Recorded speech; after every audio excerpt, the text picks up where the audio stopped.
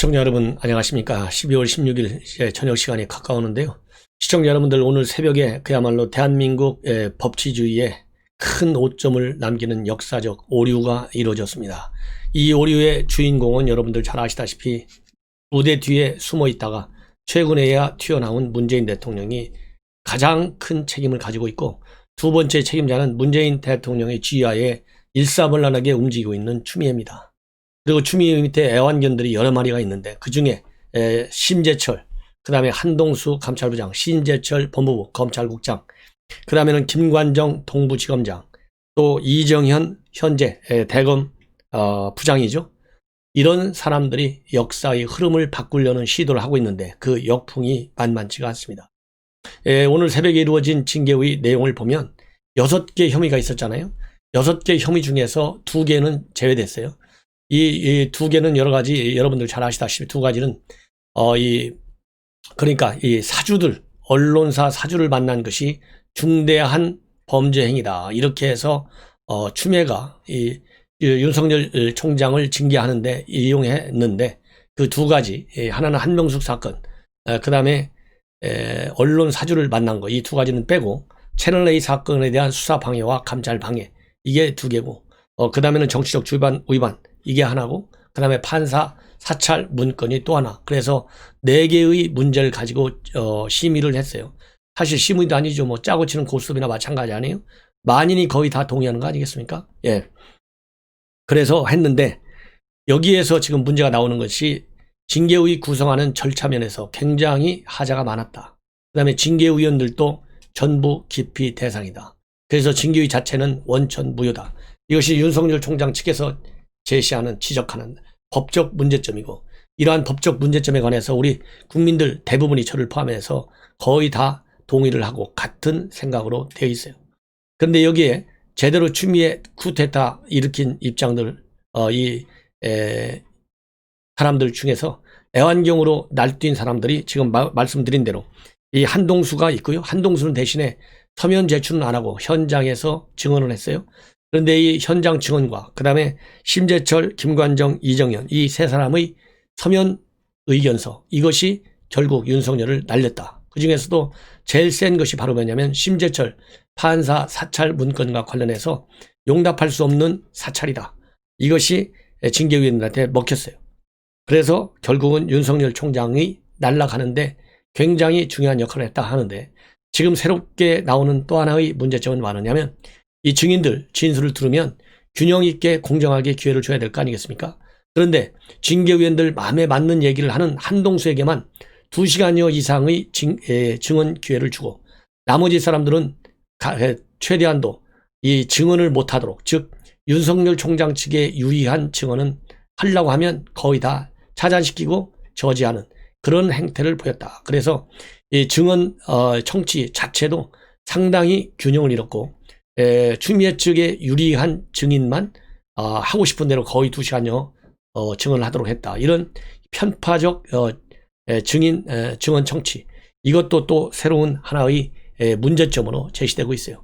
이런 걸 본다면 총체적으로 그야말로 검사 징계법, 그 다음에 또 형사 징계 관련 여러 가지 이 법 규정에 맞지 않게 징계위가 일사천리로 추미애와 문재인 대통령의 논리에 그야말로 빠져 있는 것 아니냐. 그래서 이 정직이라는 조치가 나왔다, 이렇게 결론을 내릴 수밖에 없어요.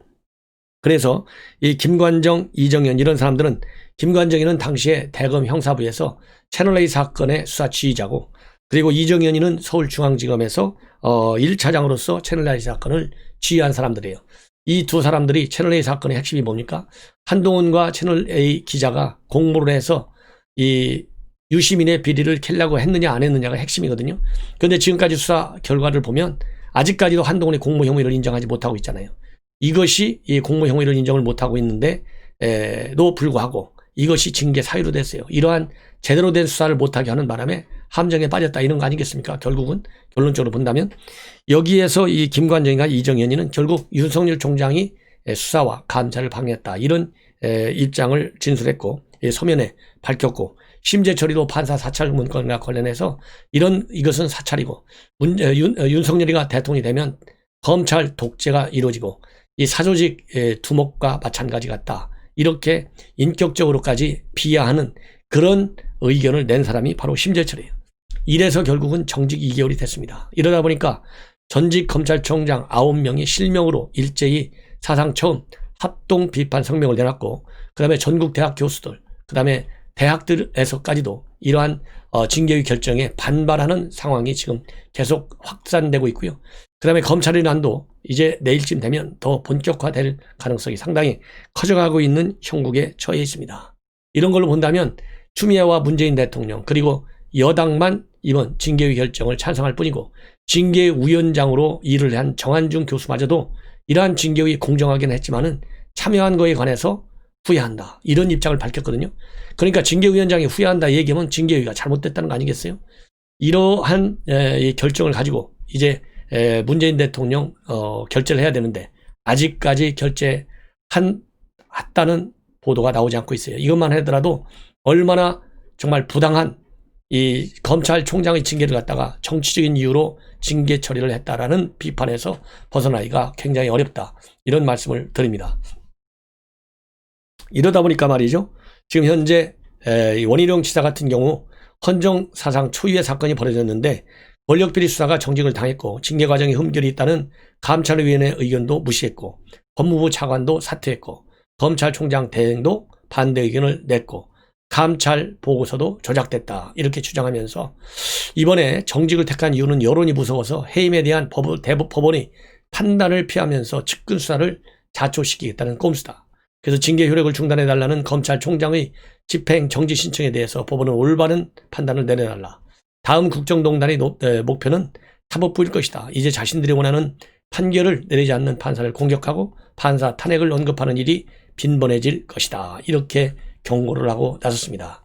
이런 상황에서 말이죠, 추미애와 문재인 그리고 이낙연 대표를 비롯한 여권만이 이번 징계위를 적극적으로 찬성하고 있는데 또 불구하고 여론의 역풍이 만만치 않은데도 불구하고 추미애가 다시 독불장군식으로 이 징계 결정 이후에 처음으로 입을 열었어요. 뭐라고 하는지 아십니까?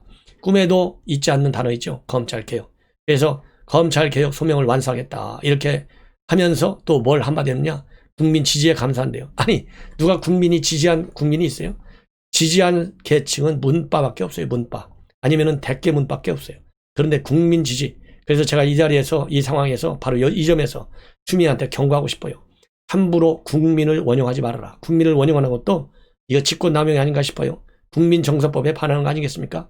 함부로 직권을 남용해서 국민을 인용해서 지지한다고 하지 말아달라, 이런 얘기를 하고 싶습니다. 마침 오늘요, 이 정부 서울청사에서 권력기관 개혁을 위한 합동 브리핑이 있었어요. 이 박지원 국정원장, 그 다음에 추미애 장관, 진영 행안부 장관, 이 세 명이서 권력기관 개혁하면 검찰, 경찰, 국정원이잖아요. 요거에 관해서 입장을 발표했는데 여기서 추미애가 한 얘기, 직접적으로 윤 총장 징계 문제 안에서 얘기는 안 했지만은 결국 그 얘기가 그 얘기죠. 검찰개혁 완수하겠다는 얘기가. 그래서 오늘 한 얘기 제가 조금 자세하게 여러분들께 인용해서 말씀을 드리고 싶어요. 왜냐하면 이 추미애가 뭐라고 막말을 했는지, 쉽게 얘기해서 막말이잖아요. 말이 되지 않는 말을 하면 막말인 거예요. 꼭 욕을 해야만 막말이 아니지 않습니까? 놀래봤지 않은 얘기, 현실에 바탕하지 않은 얘기, 자기가 하고 싶은 얘기만 하는 거, 자기의 환상에 빠져 있는 거, 이게 다 막말인 거예요. 왜? 국내 실망을 주는 것만큼 막말이 어디가 있어요. 그래서 어떤 막말을 했는지를 우리가 알아야 되겠다. 2021년 1월 1일 우리는 형사사법 패러다임의 역사적 대전환을 앞두고 있다.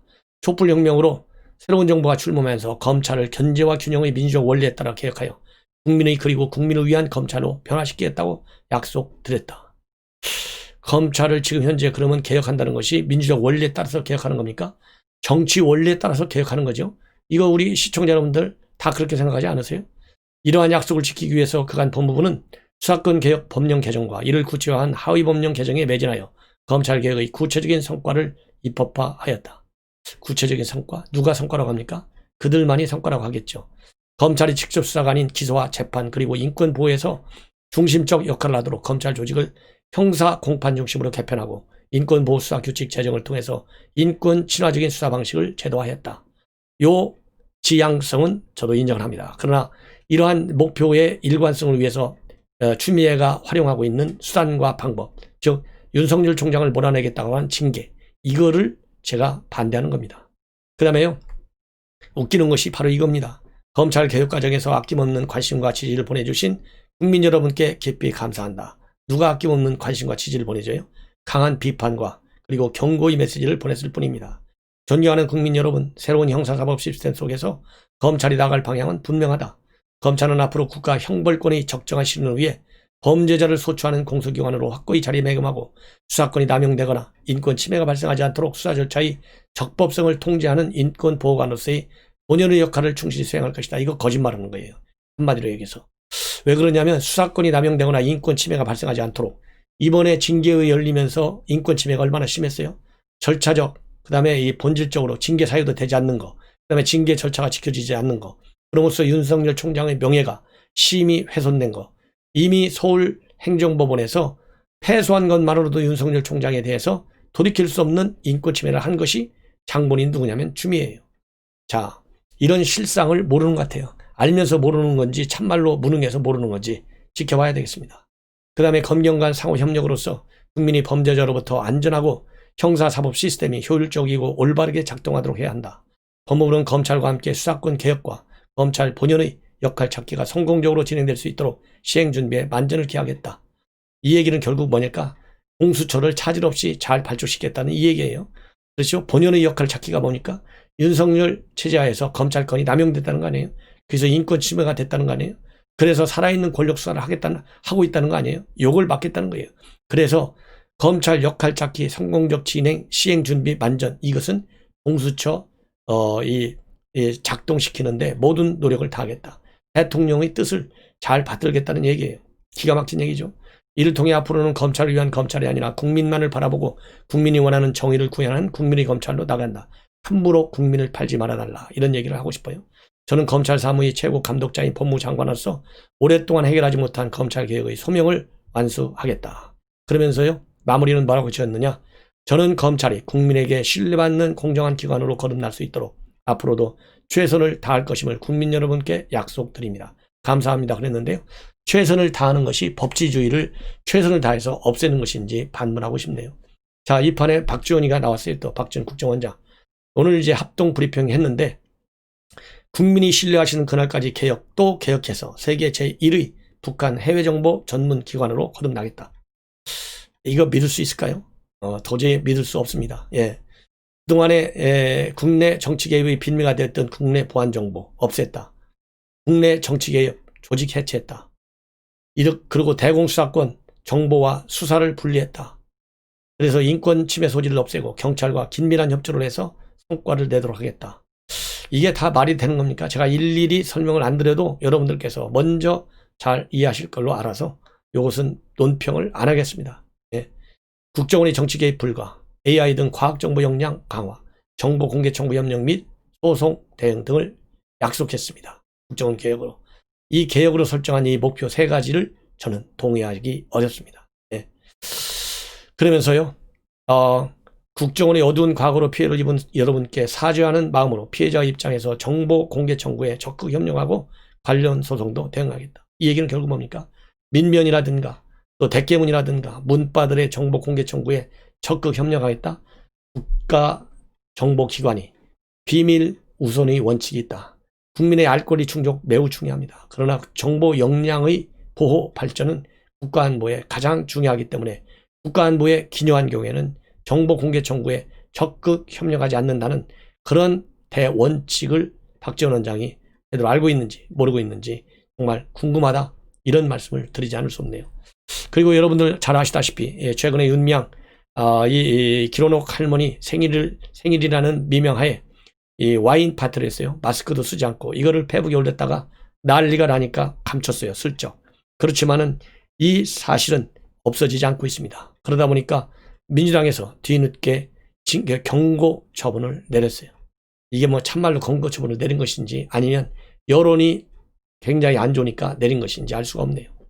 그리고 정청래가 최근에 김종인 비대위원장이 대국민 사과를 했어요. 이 두 전직 대통령의 구속과 관련해서 이 사과에 관해서 한마디 또 비판을 내놨어요. 사과는 아무나 하나, 지하철이 사고가 나면 시민들의 불편이 컸다면 사고가 나서 서울시장이나 지하철 공사 사장이 사과해야 하지 않겠느냐.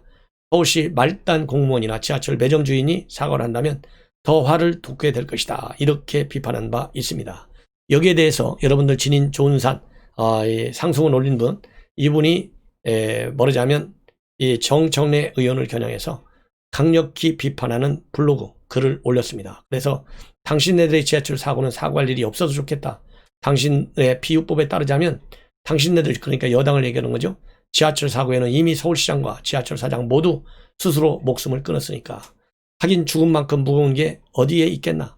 모든 의혹과 진실을 접고도 남는다. 그러므로 고인에 대한 예우는 곧 민주당에 대한 예우와 같은 것 아니겠느냐.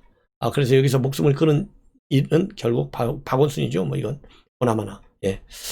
그러면서 정 의원도 야당은 좋지만 가끔은 죽음으로 당의 짐을 덜어준 어느 분들에게는 마음으로라도 간이 표해주는 게 기니 표해주는 게 어떻겠느냐. 죽음의 정권을 창출하게 해줘서, 죽음의 공수처를 출범하게 해줘서, 서울시장 선거에서 죽음의 후보를 낼 수 있게 해줘서, 우리 당이 대국민 사과를 할 일이 없게 해줘서 참 고맙다. 이렇게 비판하고 있어요. 그러면서 글 말미에다가 이 한 개의 글로 이른바 불가침의 5대 성역, 세월호, 5.18 민주화, 노무현 대통령, 박원순, 고 전태일 열사 중 3개를 침범했다. 이 글에 대한 반응이 벌써 눈에 보이는 듯하다. 감히 그분들 같은 인간으로서 어떻게 뭐 이런 레파토리를 시작할 것이다 라고 비꼬고 있고, 그러나 거부한다. 하지만 저는 누군가의 죽음을 이용해서 자신들의 방패막이로 삼고 누군가를 찌르는 창으로 삼는 간악한 프레임에 갇히기를 거부한다. 그게 싫다면 5.18 왜곡 처벌법과 더불어 5대 성역 왜곡 처벌법을 추진하는 게 어떤가. 이미 못하는 게 없는 그들의 초월함을 세상 모두가 알고 있다. 해보라. 이렇게 비판을 하고 있습니다. 자, 그리고요, 마지막으로 제가 오늘 중요한 이거 사설인데요. 한 5, 6분 걸릴 것 같아요. 박명림 연세대학교 정치학과 교수가 쓴 중앙일보에 쓴 칼럼입니다. 아주 좋습니다. 제목이요, 윤석열 검찰총장 징계는 무효다. 우리가 무효라는 거 뭐 논리적으로 그리고 팩트에 입각해서 누차 저도 방송을 해드렸고, 여러분들도 언론 보도를 통해서 잘 아시겠지만은 학자가 쓴 글이긴 하지만은 굉장히 현실적으로 그리고 이론적으로 정치학적으로 썼습니다. 그래서 이 글을 한번 쭉 읽어드리겠습니다. 매우 중요한 글이라고 생각하기 때문에 이 칼럼을 전량 여러분들께 소개해드리겠습니다. 꼭 들어주십시오. 적폐청산 국면 때부터 극히 우려하였던 정치의 사법화와 관리화가 정점으로 치닫고 있다. 그 부정적 여파로 의회 민주주의와 입헌주의, 민주주의와 법치라는 민주공화국의 두 기둥뿌리가 흔들리고 있다. 윤석열 검찰총장의 징계는 정당하고 민주적이며 합법적인가? 결론부터 말해 이 징계 행위는 전체로서 무효다.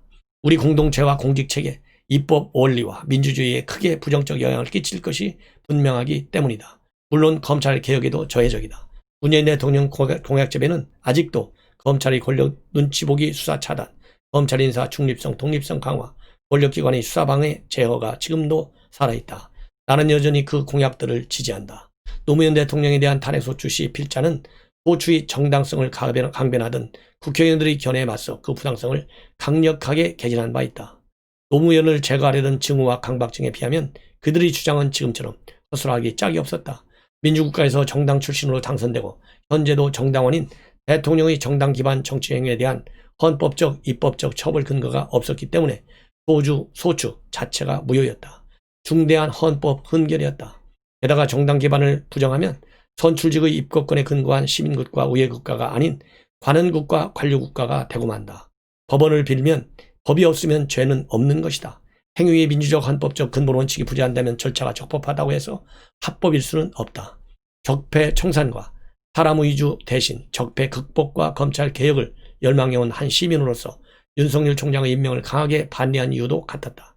우선 직급을 파괴하여 무리하게 총장에 임명하는 것은 권력 줄서기를 통해 검찰 조직을 파당화, 권력화하며 나아가 탄핵수사와 적폐 청산에 대한 정치적 보상으로 받아들여질 수 있어 공정하지 않은 처사였다. 특히 검찰의 정치화가 산생할 민주주의와 법치의 충돌이 가장 위험하였다. 노무현 수사가 검찰개혁 실패 때문이라면 같은 검찰이 수행한 박근혜 이명박 구속은 대체 무엇인가? 실제로 총장 견제와 검찰개혁을 위한 두 법무장관 임명 이후 장관과 검찰총장을 포함한 관료가 주도하는 민주주의와 법치 파괴는 현실이 되었다. 무법화였다. 지금 법무부와 검찰은 거의 모든 조직이 두 쪽이 났다. 전례 없는 무법 상황이다. 장관과 총장, 장관과 차관, 총장과 중앙지검장, 중앙지검장과 차장, 장관과 감찰위원회, 감찰단과 감찰 담당관, 총장과 총장 참모 사이의 극한 갈등 등 법무부는 무법 조직이 되어버렸다. 검사장과 부장검사는 6탄전까지 벌였다. 서로 정반대의 법, 합법이라고 주장하니 무법 조직이 맞다. 검찰총장의 임기보장 원칙을 중단해야 할 중대 사유라면 대통령의 해임과 의회의 탄핵소추 이외에는 법치와 의회주의를 파괴하는 것이 된다. 민주주의의 핵심 원리의 하나로서 정치적으로 임명되는 직위에 대해 관료주의를 지향하는 중요한 이유다. 그만큼 민주주의와 입헌주의 국가에서 관료적 임명과 정치적 임명의 차이는 크다. 물론 징계 절차를 규정한 검사징계법이 임명권을 규정한 헌법과 검사 탄핵에 대한 검찰청법 위에는 있는 상위법도 아니다. 절차적 정당성에 앞서 징계 사유의 중대성 자체도 문제다. 징계위원회 극소수 결정의 비중과 효력은 이미 실질적 근거를 찾기 어렵다. 법무차관, 감찰위원회, 법원에 의해 3번씩이나 관료적 징계가 사실상 법률상 거부당했다면 관료적 절차는 중단돼야 한다. 그리고는 입법부, 대통령, 사법부의 민주적, 정치적, 헌법적 판단을 구해야 한다. 그것이 관료주의를 넘기 위한 민주공화국 원칙에 맞다. 따라서 다시 강조한 건데 징계 절차 대신 당연히 대통령에 의한 해임이나 입법부에 의한 탄핵 소추 절차를 밟아야 한다. 무엇보다 헌법상 공무원은 국민에 대한 봉사자이며 국민에 대하여 책임을 진다. 헌법 7조 1항에 나와 있죠. 이는 제정헌법 당시부터 국가공직의 주권적 근거를 밝히는 근간 중의 근간이다. 검찰총장처럼 대통령이 국민을 거쳐 직접 임명한 국가고위직은 더더욱 장관에 대하여 책임을 지는 자리가 아니다. 국민의 공복이지 권력자나 상급자의 충복이 전혀 아닌 것이다. 특히 헌법 제7조 2항은 공무원의 신분과 정치적 중립을 보장하기 위해 4월 혁명 때 처음 도입된 것이다. 즉 공무원의 신분과 중립성에 대한 침해의 강요는 우연이며 4월 혁명의 민주주의 정신에 대한 정면 부정이다. 그것은 대통령, 장관, 정당, 경찰의 공무원에 대한 부당한 간섭 행위로부터 국가공직을 보호하기 위한 조항이었다. 동조항은 국민의 권리 의무 장에 있다가 이후로는 총강 부분으로 옮겨졌고 현재에도 헌법에 엄존한다. 의회는 현 징계 사안을 엄중 조사하여 곧 탄핵 절차에 착수하길 촉구한다. 탄핵 소추를 통해 우선 권한을 정지하고 헌재의 최종 판결을 구하며 나아가 훗날 민사상, 형사상 책임을 묻는 게 더 낫다. 공직 탄핵은 기본적으로 헌법과 법률의 위반과 침해를 방지하는 제도다. 동시에 권력자의 위법한 권력행사와 남용을 통제한다. 공무수행의 엄정한 범위 설정 및 정상화와 신분 보장의 기능도 갖는다. 대상은 대통령, 국무총리, 국무위원, 행정각부의 장, 헌법재판소 재판관, 법관, 중앙선관위원회 위원, 감사원장, 감사위원, 검사, 기타 법률이 정하는 공무원이다. 검사와 검찰총장도 탄핵 대상이다. 탄핵의 실행과 적용은 그만큼 엄격하다. 물론 대통령의 해임과 파면의 민주주의 원리는 가장 낮다. 그러나 법치주의의 영역은 정치적 책임성을 가지면 된다. 대통령 책임자는 인사를 통한 대통령의 통치행위 및 그에 대한 대통령 책임을 적극 인정하기 때문이다. 징계위원회 극소수의 결정이 절차적 요건을 갖췄다고 해서 탄핵 대상인 국가고위제에 대한 헌법적, 민주적 가치와 규범을 초월할 수는 없다. 만약 경징계라면 징계 추진 자체가 외려 권력 남용이 될 수 있으며 중징계 사안이라면 의당, 입법부와 헌재의 민주적, 헌법적 탄핵 판단을 구해야 한다. 대통령의 임명권과 입법부, 헌재의 탄핵 절차를 둔 명백한 이유다. 총장에 대한 관료적 징계는 반드시 집행이라는 대통령의 법적 후유증과 책임을 남긴다. 즉 관료적 징계는 징계 이후 당사자가 훗날 헌법적, 사법적 판단을 구할 때 징계 과정 전체의 정당성과 부당성, 합법성과 불법성 여부에 대해 대통령을 법적으로 연루시킬 위험한 행위일 수 있다. 노무현과 문재인 대통령이 모두 같은 정치인에 의해 법적으로 유사한 처지에 직면한 것은 큰 아이러니다. 관료적 징계 대신 민주적 법치의 관점에서 접근해야 할 또 다른 중요한 이유다. 지금 우리의 민주주의와 입헌주의는 다시 한번 중대한 기로에 서 있다. 굉장히 전반적으로 보면 잘 정리가 되어 있는 글이에요. 그래서 여러분들 중앙일보에 박명림 연세대 정치학과 교수의 칼럼 꼭 한번 읽어주시고 아니면 제 방송을 다시 한번 들어주시면 그야말로 현 정권과 이 징계권 행사와 관련해서 우리가 대여 투쟁을 하는데 많은 도움이 되겠다. 이런 생각을 합니다. 대단히 감사합니다.